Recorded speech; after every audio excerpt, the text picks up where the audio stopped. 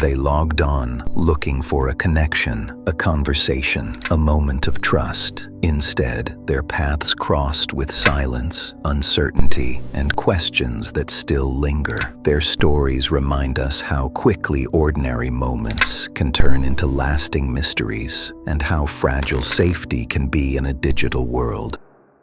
2017, a quiet car park in Chatham, England, became the setting for a tragedy that would shock an entire nation. The area was busy, ordinary, a place people passed through without a second thought. But that morning, a young woman's life ended violently, only weeks after she tried to leave a relationship that had begun online. What followed would raise urgent questions about dating apps, digital stalking, and how quickly obsession can turn deadly. Molly McLaren was 23 years old, from Cobham in Kent. She was described as kind, creative, and deeply compassionate. Molly struggled with an eating disorder and openly shared her recovery journey online in hopes of helping others feel less alone. She loved music, fitness, and spending time with friends. Those closest to her said she was thoughtful, intelligent, and full of empathy, someone who always tried to see the best in people. In 2016, Molly met Joshua Stimpson through the dating app Tinder. The two began talking online before meeting in person, eventually entering a relationship that lasted several months. At first, everything seemed normal. As the relationship progressed, friends noticed changes. Stimpson became increasingly controlling and emotionally volatile.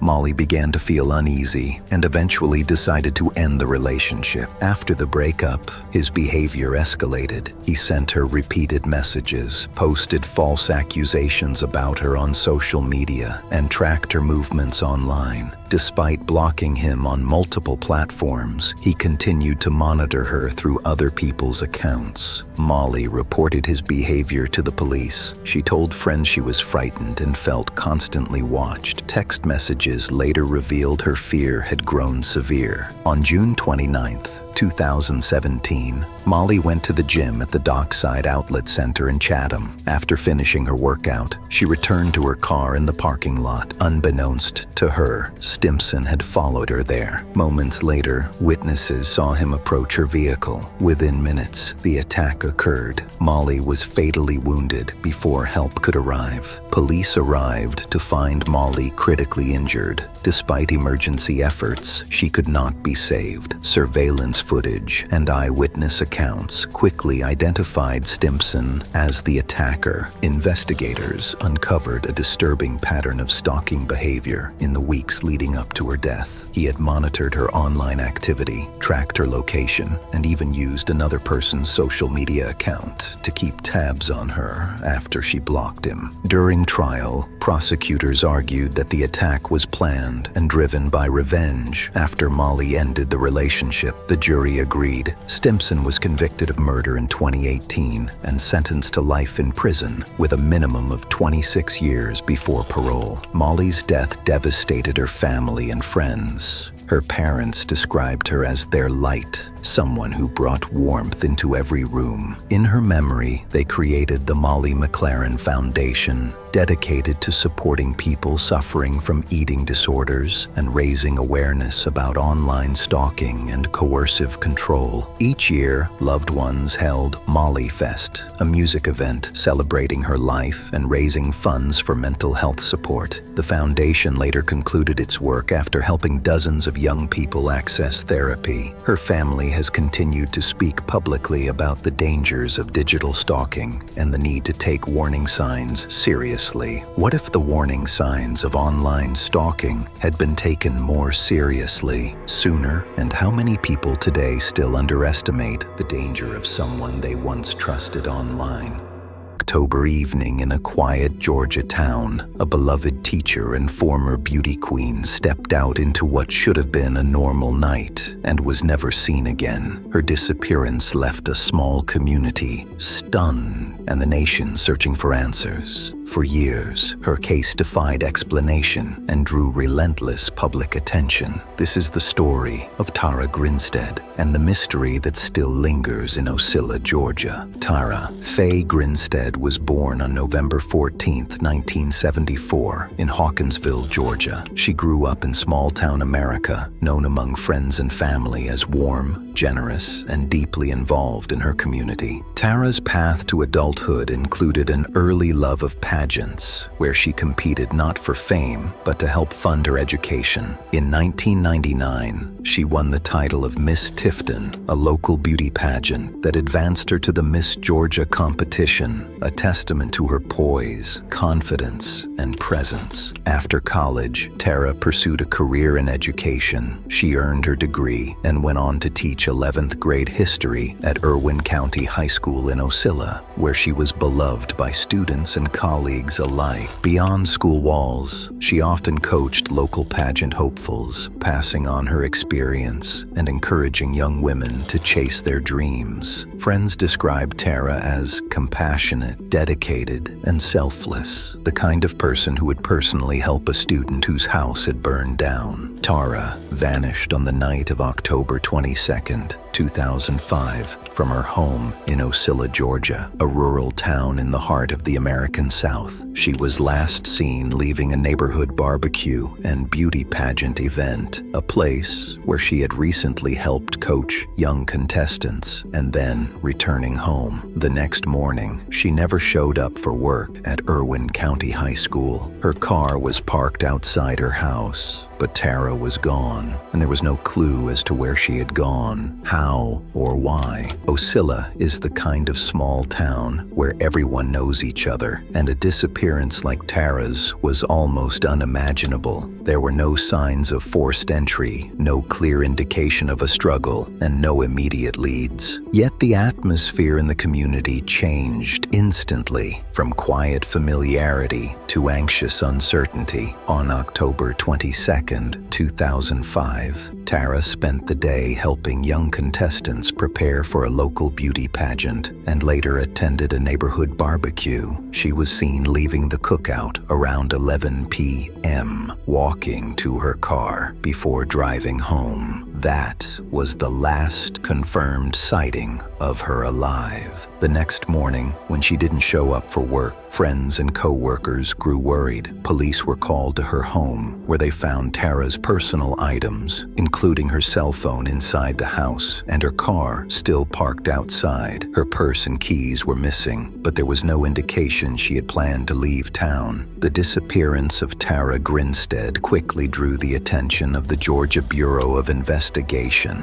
GBI. Hundreds of leads were followed and hundreds of interviews conducted, but for years, nothing decisive emerged. In her yard, investigators found a latex glove that contained her DNA and the DNA of an unknown male, a clue that raised more questions than it answered. Interest reignited in 2017 when tips led to the arrest of Ryan Alexander Duke and Bo Dukes, both connected to the case. Duke was accused of murder, while both men were charged with concealing Tara's death. In later trials, Duke was found not guilty of murder, but guilty of concealing her death, while Bo Dukes was convicted in 2019 of obstruction and evidence tampering. Yet Tara's body has never been conclusively found. Investigators recovered bone fragments from a pecan orchard, but DNA tests were inconclusive. Questions remain about what truly happened after she vanished that night, and whether all those involved will ever fully explain what they know. For Tara's family and friends, the pain of her disappearance has endured for nearly 2 decades. Irwin County held billboards, community searches, and a pervasive hope that someone, somewhere, might know something that could unlock the final truth. Despite legal proceedings and partial convictions, Tara's loved ones continue to search for closure and for answers that have eluded investigators for years. Did someone who knew Tara personally take advantage of her trust? And if her body was moved and hidden, why has no one come forward with the truth?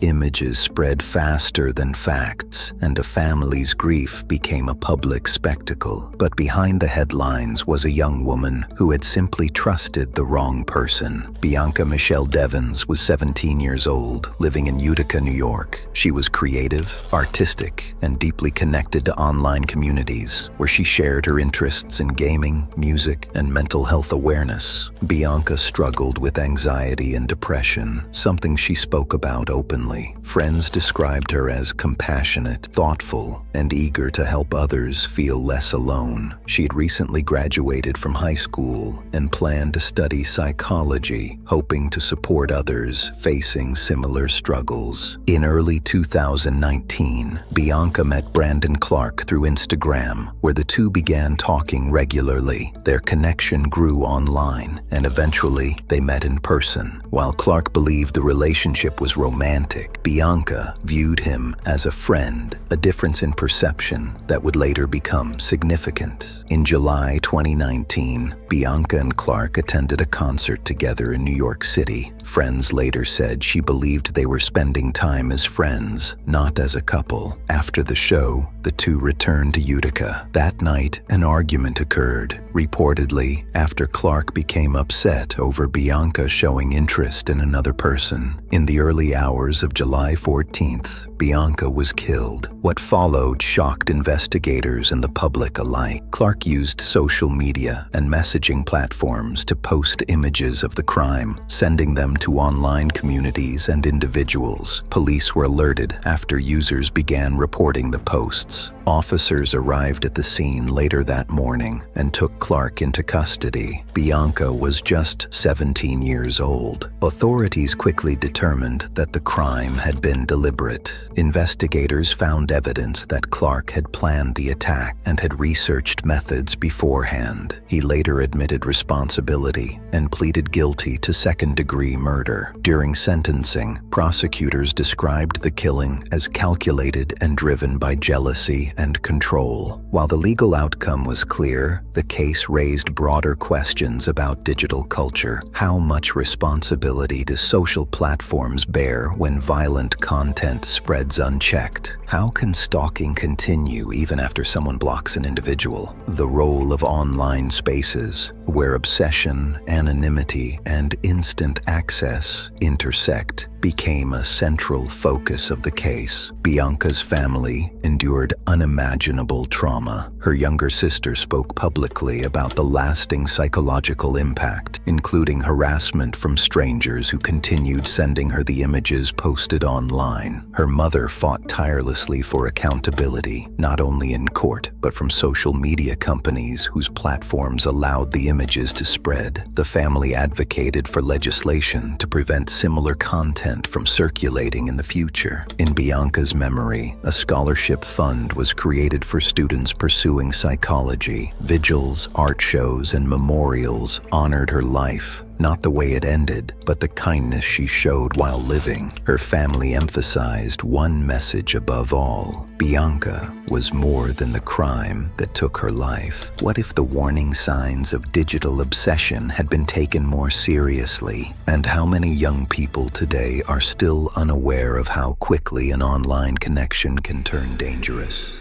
The Mojave Desert stretches for miles in muted shades of sand and stone, quiet and unforgiving. In February 2006, just beyond the Nevada-California border, a green sedan sat abandoned off a lonely highway near Death Valley.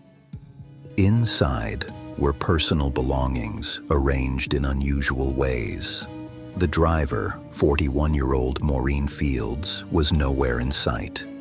Maureen Erin Fitzgerald Fields was born on November 6, 1964, and raised in North Arlington, New Jersey. She graduated from high school in 1983 and later married Paul Fields. By 2006, they had been married about 15 years and were living in Pahrump, Nevada, a small desert town west of Las Vegas. Maureen worked as a bank teller at the Pahrump Valley branch of Wells Fargo. Friends described her as careful and routine-driven. She paid close attention to her appearance, rarely leaving home without makeup. She also lived with chronic pain after multiple foot surgeries and struggled with arthritis. At the time of her disappearance, she was preparing for medical testing related to possible breast cancer concerns. Some friends later said Maureen had expressed fear about her marriage. According to them, she once stated, "If I ever disappear, tell the police Paul did it." Paul Fields has consistently denied harming his wife and has maintained that she left voluntarily.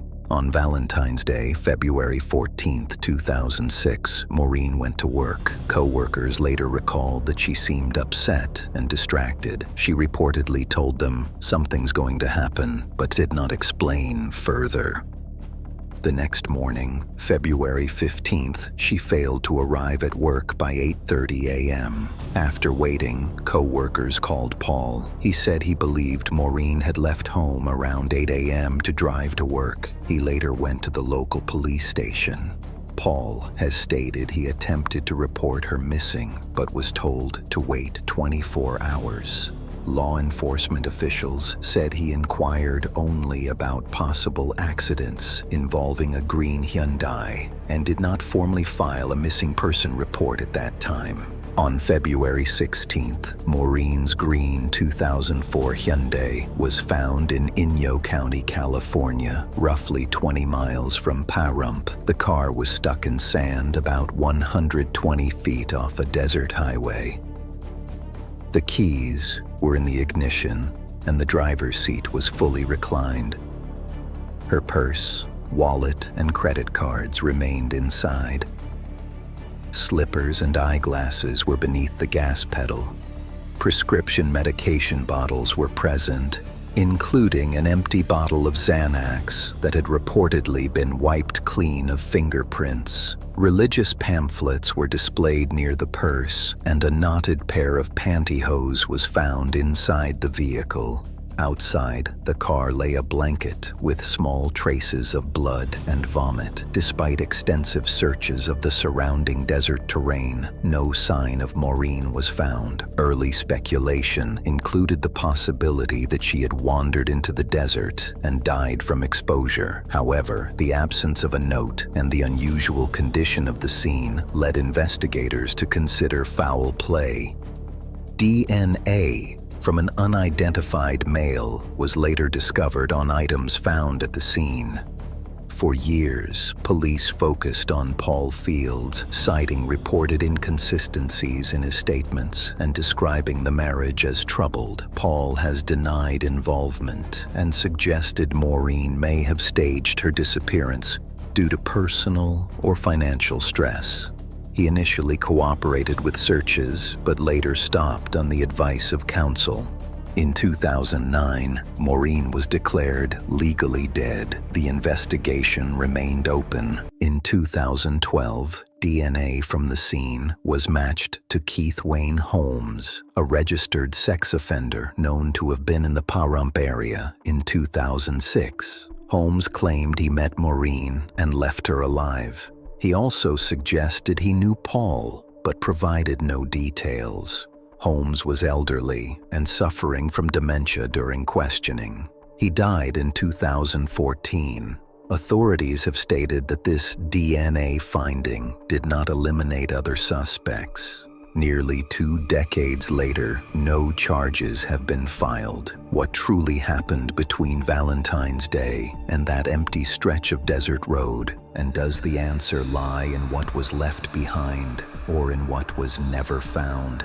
On a late autumn night in Philadelphia, a young woman left for her overnight shift and was never seen alive again. What started as a familiar routine quickly turned into a nightmare that gripped an entire city. Her car, stood abandoned. Phones went silent, and for weeks the world watched, hoping for answers that refused to come. This is the chilling case of Kada Scott, a disappearance that shocked the Northeast and still raises haunting questions. Kada Scott, 23-year-old Philadelphia resident, vanished on October 4th, 2025, after arriving for her overnight shift at the Terrace at Chestnut Hill, a senior living facility in Philadelphia, Pennsylvania. Authorities reported that she left the facility shortly after arriving, somewhere between 10:30 p.m. and 10:45 p.m., and was never seen alive again. Her car remained parked in the employee lot, but there was no trace of Kada herself. Kada was born around 2002 in Philadelphia, Pennsylvania. Friends and family described her as warm, driven, and passionate, a young woman with ambitions in modeling and pageantry, and a compassionate heart toward her work in elder care. According to case files, she was active in the local pageant circuit and a Miss Pennsylvania USA hopeful in early 2025, showing promise in both beauty and personality. Kada had recently begun working the overnight shift at the Terrace at Chestnut Hill, where she was building connections and earning the respect of co-workers for her friendly attitude and professionalism. She was known for her kindness and earnest pursuit of her goals, traits that made her disappearance all the more shocking. Philadelphia's night streets, usually quiet in early October, became the backdrop of an agonizing search. Her disappearance came without warning, leaving behind only uncertainty and unanswered calls. Friends, family, and the wider community were initially confounded. Why would a young woman on the cusp of her life simply disappear? The silence of her phone became a haunting symbol, a void that only deepened the mystery. On the night of October 4th, 2025, Kada left her home to begin her shift at about 10 p.m. Once at work, she clocked in as usual, but was seen reportedly stepping outside of the facility before her shift was completed.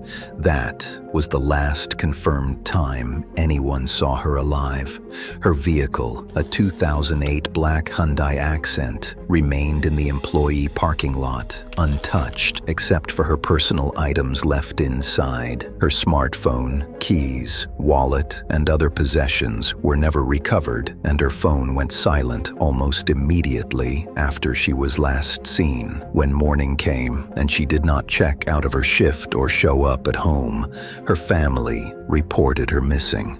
Philadelphia police quickly launched an investigation, enlisting the FBI and homicide unit to assist in the search. Early probes uncovered harassing phone calls Kada mentioned she had been receiving in the days prior, a chilling detail that suggested someone may have been watching or contacting her before her disappearance. Investigators arrested 21-year-old Keon King on kidnapping charges, identifying him as the last person believed to have been in contact with Kada before she vanished. Additional charges, including arson, tampering with evidence, and later murder charges, have been brought against King after human remains believed to be Kada's were discovered near a vacant school and confirmed by DNA. Police continue to explore how King and Kada knew each other and whether others were involved. Despite the legal developments, significant unanswered questions remain about the moments leading up to her disappearance and how she ended up where her remains were found. The investigation continues, with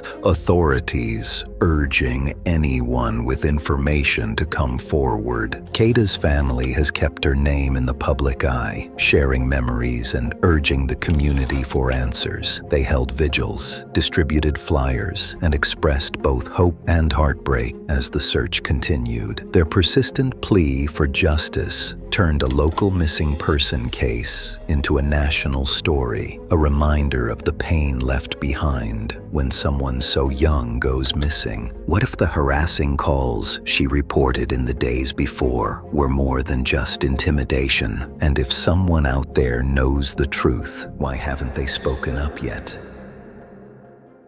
A quiet November evening in 2017, a young woman in Lincoln, Nebraska, prepared for a date she'd arranged online. She smiled for a photo, posted it to social media, and walked out the door, believing she would return later that night. The town was calm. The roads were quiet. Nothing about the moment suggested that this ordinary evening would become the beginning of a mystery that would shock the nation. Sydney Irene Loofe was 24 years old. Born on August 21, 1993, she was raised in Nebraska and was close to her family, especially her mother. Friends described her as kind, gentle, and creative. She enjoyed fishing, music, and spending time with people she trusted. Sydney worked at a Menards store in Lincoln and had recently been dealing with anxiety and depression. Despite her struggles, she remained hopeful and open to new beginnings. Like many people her age, she had begun using dating apps as a way to meet others. She was cautious, asked questions, and often kept friends informed of her plans. On November 15, 2017, Sydney arranged a second date with a woman she had met on Tinder, who went by the name Audrey. Before leaving, Sydney sent messages to friends and posted a Snapchat photo with the caption, "Ready for my date." That evening, her phone last pinged in the town of Wilbur, Nebraska. After that, all communication stopped. The next day, Sydney failed to show up for work.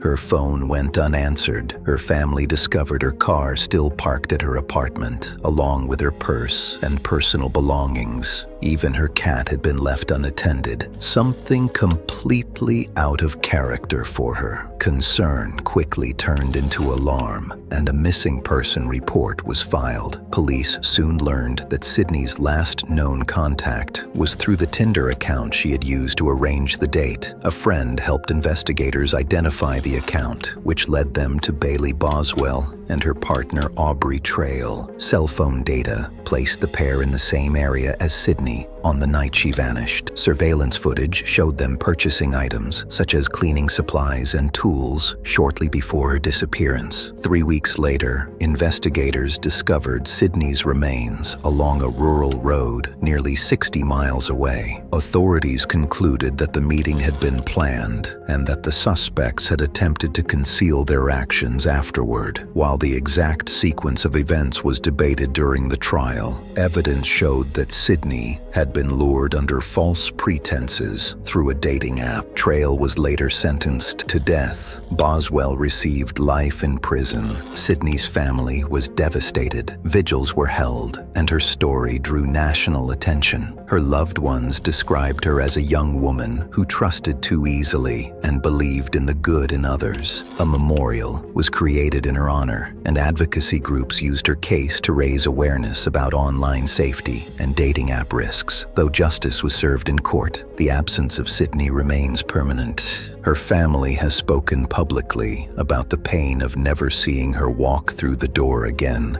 and the fear that other young people might unknowingly walk into similar danger. What if that date had been canceled, delayed, or never accepted at all? What if one small decision had changed the course of an entire life?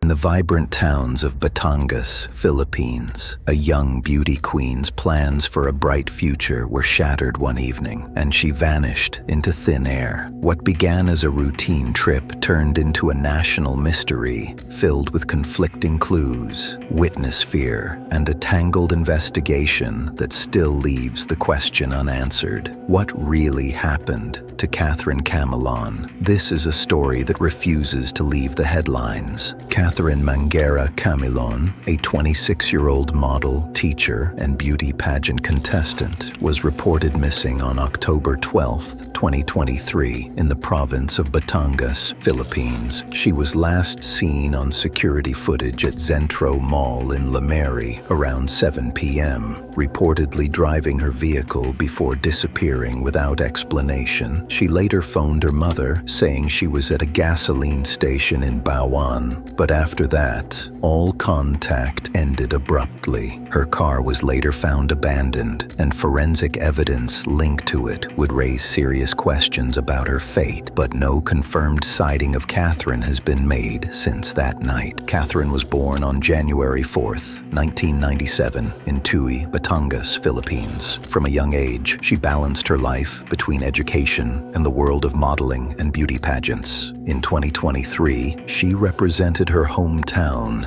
in Miss Grand Tui and went on to compete as a Miss Grand Philippines 2023 candidate, a prestigious national pageant that draws viewers from across the country. Although she didn't place in the final results, her participation made her a recognizable face among pageant fans and in her community. Beyond the stage, Catherine worked as a public school teacher, admired by students and peers for her dedication and charisma. Those close to her remember her as confident, ambitious, and eager to inspire others, a life full of promise that would soon vanish without clear explanation. On October 12th, 2023, Catherine set out for what appeared to be a normal evening. CCTV footage captured her in the vicinity of Zentra Mall, Limeri, around 7 p.m., driving a vehicle later linked to her disappearance. Shortly afterward, she called her mother to report that she was at a gasoline station in Bawan, but that was the last confirmed communication from her. Her car was eventually found abandoned in Batangas City, and forensic teams recovered hair strands and blood samples inside. Those DNA samples were later confirmed to match Catherine's family, suggesting she'd been in the vehicle when it was left there, a chilling development that deepened concern about her fate. Police investigations quickly identified Police Major Alan De Castro, a dismissed officer, and his driver bodyguard, Jeffrey Magpante, as prime suspects in the case. Authorities filed kidnapping and serious illegal detention complaints against them,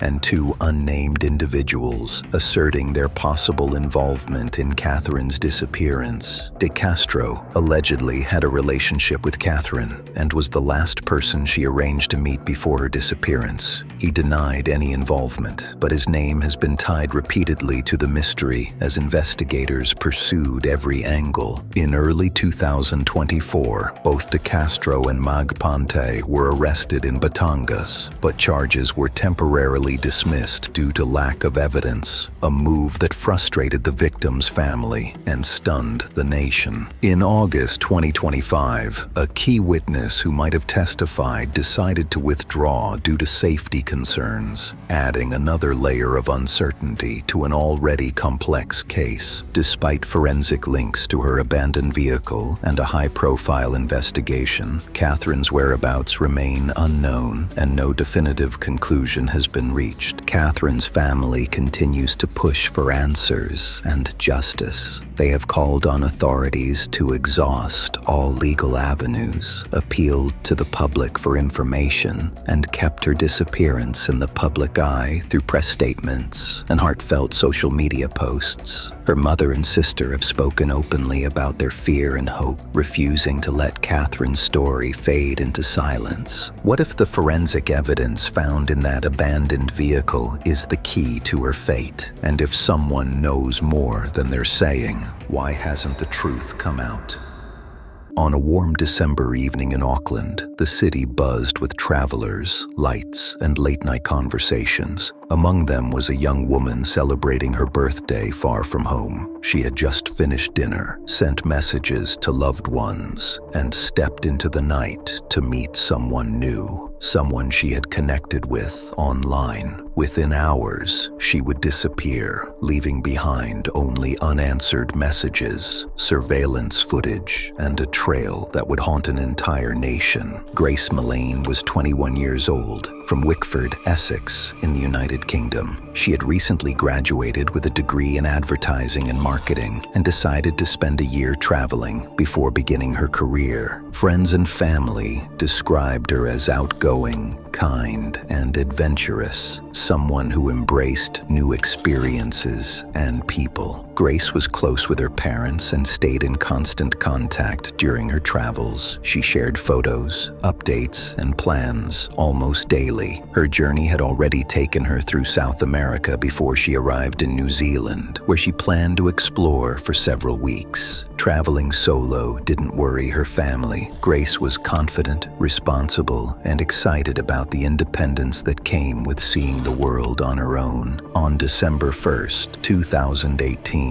her 22nd birthday, Grace spent the evening in central Auckland. That night, she arranged to meet a man she had connected with through Tinder, a dating app she had used occasionally during her travels. Security cameras later showed the pair walking through the city together, visiting bars, and eventually entering a hotel on Queen Street. It was the last confirmed sighting of Grace alive. The next day, her parents attempted to contact her to wish her a happy birthday. When their messages went unanswered, concern began to grow. By the third day of silence, they contacted New Zealand police. Hotel staff confirmed that Grace had never returned to her room that night. At first, authorities treated her disappearance as a missing persons case, but as investigators reviewed CCTV footage and digital records, the situation quickly escalated. Police began tracing Grace's final movements, focusing on the man she had met through Tinder. Surveillance footage showed him returning to the hotel alone. His behavior afterward raised immediate concern. Authorities launched an extensive search, reviewing vehicle movements and cell phone data. Days later, Grace's body was discovered in a remote, forested area outside Auckland. Investigators determined that her death was not accidental. Evidence revealed attempts to conceal what had happened, including internet searches and movements inconsistent with panic or confusion. During trial proceedings, prosecutors presented a detailed timeline that contradicted claims of an accident. The defense argued that her death occurred during a consensual encounter, but the jury rejected this explanation. The verdict confirmed what investigators had concluded.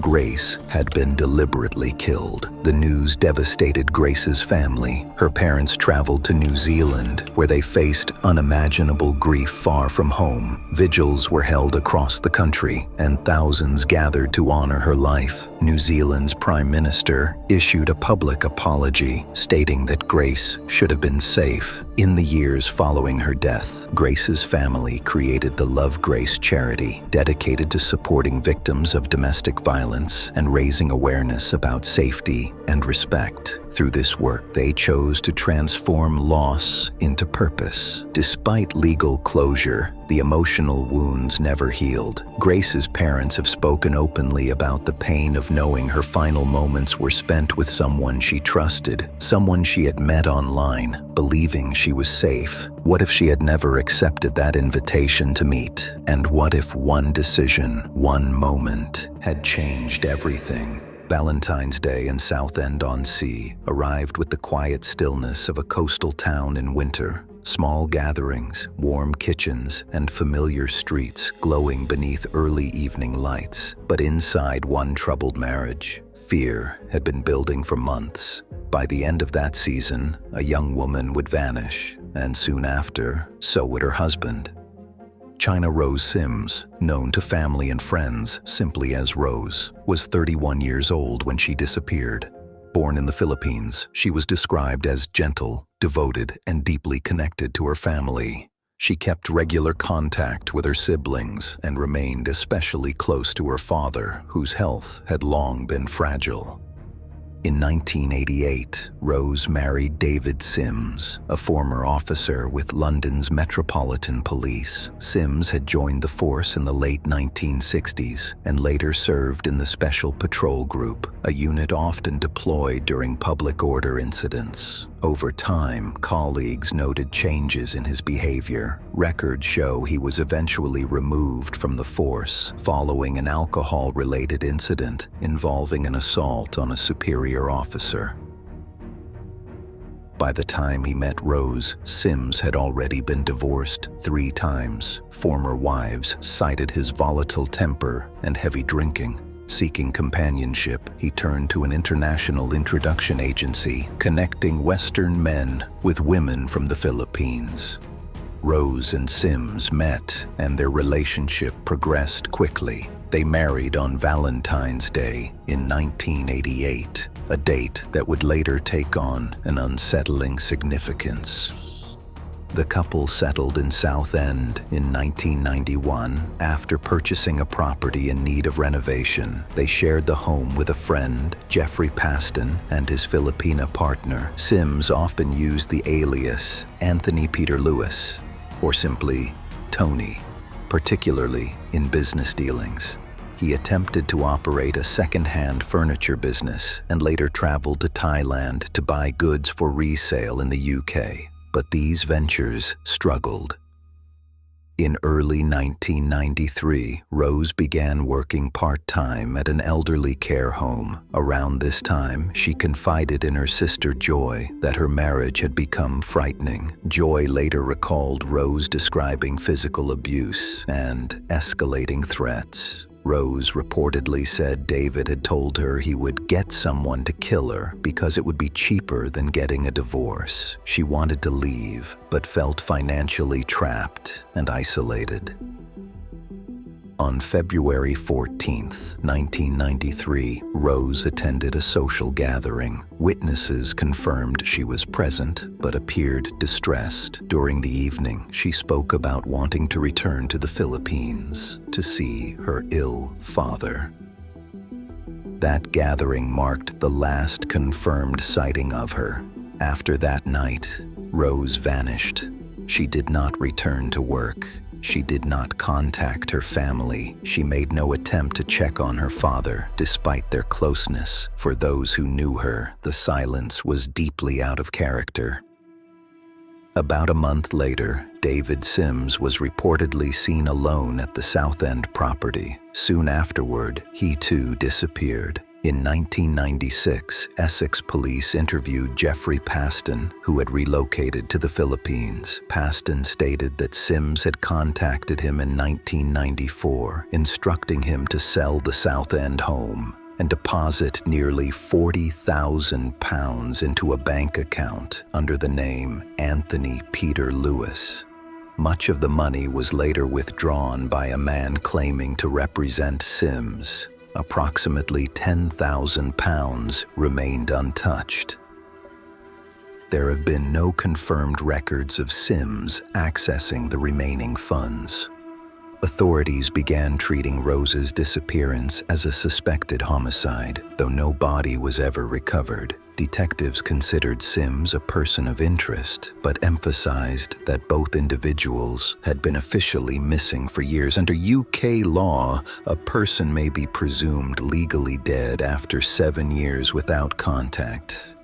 Investigators explored multiple possibilities: that Rose was killed during domestic violence and Sims fled, that Sims became involved in criminal activity overseas, or that both met unknown fates beyond the UK. Despite inquiries across Britain and Southeast Asia, no verified sightings of either have been confirmed. Rose's father passed away without knowing what happened to his daughter. Joy continues to speak about Rose's fears and hopes that someone may still come forward. Sims's daughters, who once received regular cards from their father, heard nothing after 1993. More than 3 decades later, no remains have been found. The bank account under the name Anthony Peter Lewis remains an unresolved detail in a case that stretches from Essex to Southeast Asia. What if the truth lies not in the home they shared, but somewhere between continents? And what if someone, somewhere, has carried this secret for decades, waiting for the moment to speak?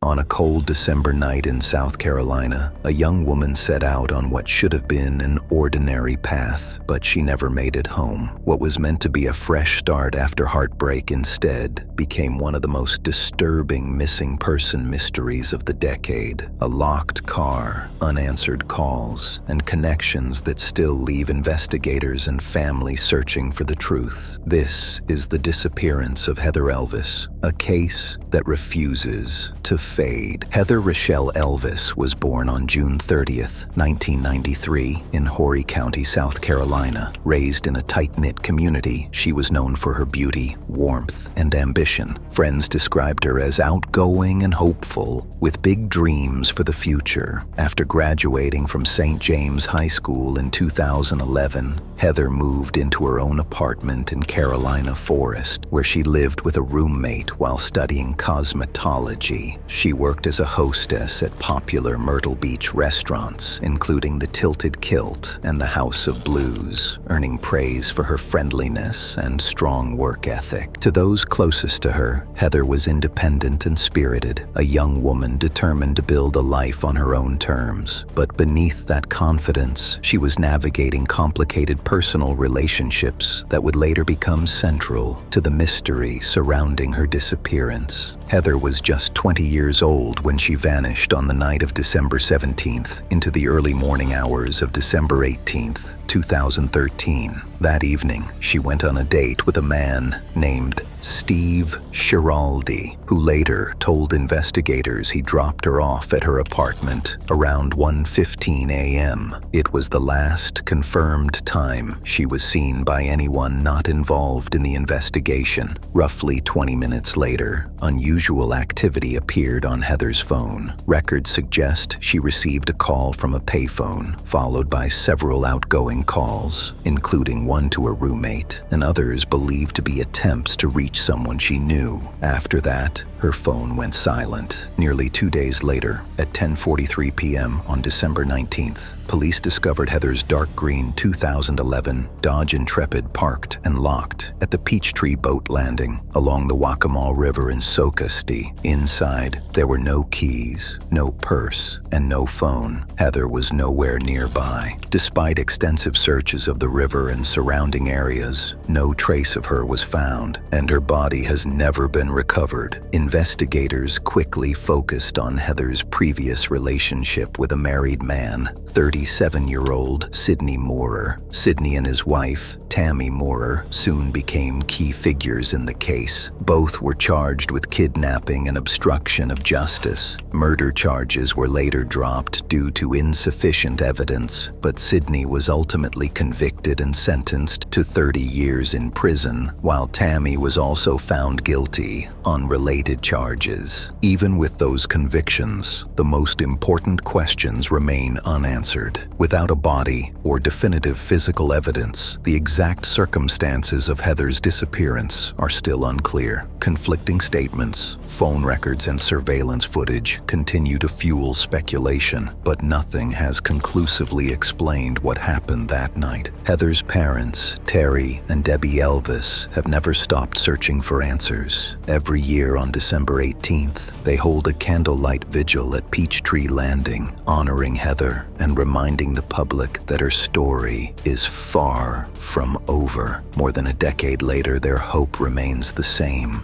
to bring Heather home and finally know the truth. What happened in the hours between Heather's last phone call and her abandoned car at the river? And if someone knows more than they've said, why hasn't the truth come to light?